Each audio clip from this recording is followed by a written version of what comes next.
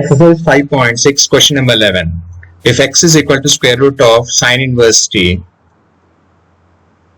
a power sine inverse t, y is equal to square root of a power cos inverse t, show that dy by dx is equal to minus y by x. So, given that x is equal to square root of a sine inverse t. So we need to differentiate with respect to t because t is a parametric form.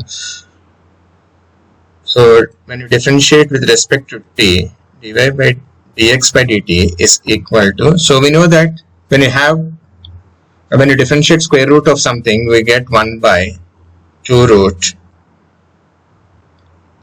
a sine inverse t,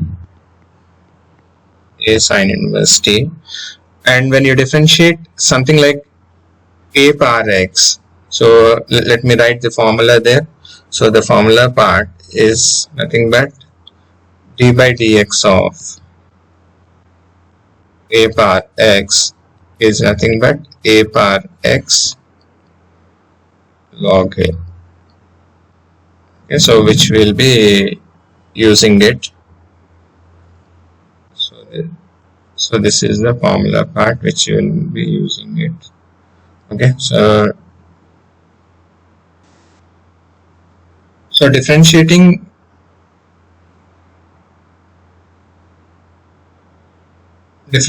again with respect to a sine inverse t.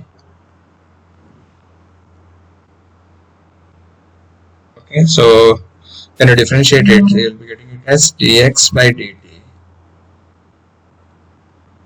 will be 1 by 2 square root of, so we're writing as it is sine inverse t. And when you differentiate this according to the formula, we get it as a power sine inverse t into log a. Now when you differentiate sine inverse t, so d by dx of, d by dt of sine inverse t. Okay, so similarly, say this will become t here. Okay, so when you differentiate it, dx by dt will become. So we can see that this can be simplified. So this can be simplified with this. So you get a square root here. Okay, so which will become. So in the simplified form, you get it as root of a sine inverse t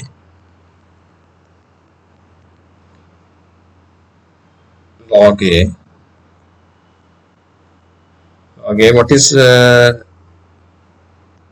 differentiation of sine inverse t? So which is 1 by root of 1 minus x square. Okay, so the formula for this is, let us write the formula back. So the formula for this is nothing but d by dt of sine inverse t is nothing but 1 by root of 1 minus t square. Okay, so let me correct this part. So which is nothing but t square.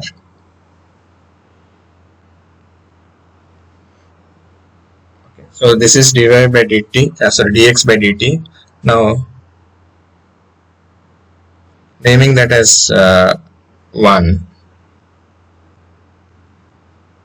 Okay, now let us take dy by dt. So dy by y is equal to square root of a cos inverse t. Now dy by dt will become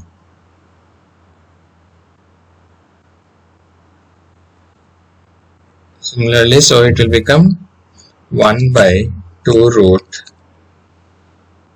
a cos inverse t, and when you differentiate a cos inverse t, so which will give us a cos inverse t and log a into, so now when you differentiate cos inverse t, so which is nothing but minus 1 by square root of 1 minus x square. So let me write the formula part for this. So the formula part which we are using is d by dt of cos inverse t is nothing but minus 1 divided by square root of 1 minus t square. Again, I made a mistake here. So which is nothing but t square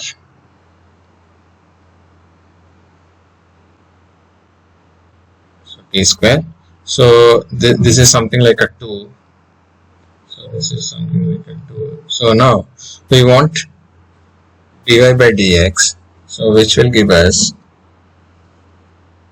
dy by dx is what we want. So which will give us dy by dt by dx by dt. So which is something like 2 by 1. 2 by 1 which will give us a square root of a cos inverse t into log a into log a, and when you put a minus sign you will be getting it as 2 here and root of 1 minus t square, the whole divided by, so you're getting it as square root of a sin inverse t into log a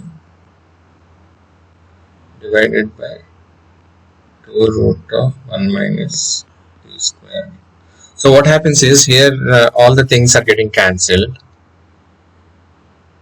So this is getting cancelled with this is getting cancelled with this is getting cancelled with this. So you're left out with minus square root of a cos inverse t divided by square root of a sin inverse t. So which is nothing but, we know that a cos inverse t is nothing but y, so minus y by x. So therefore we can conclude that dy by dx is nothing but equal to minus y by x. So which is nothing but the required thing. Thank you.